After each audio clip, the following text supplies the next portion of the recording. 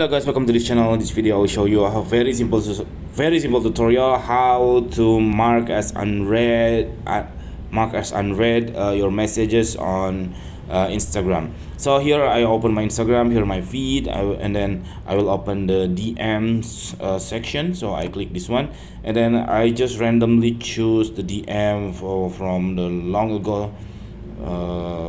Let's say this one, 65 weeks ago, and then I want to make it this message as unread, which is I will open it in the future. So I go back and then back to the chat. You just press and hold on the chat until it something pop up, and then you can click this mark as unread. Okay, that's it. It's very simple tutorial. I hope it's helpful for you. If you think this content is helpful for you, you can click thanks on down below. We will really appreciate that. That's make fuel to our better and better content. Thank you for watching, guys. Bye bye.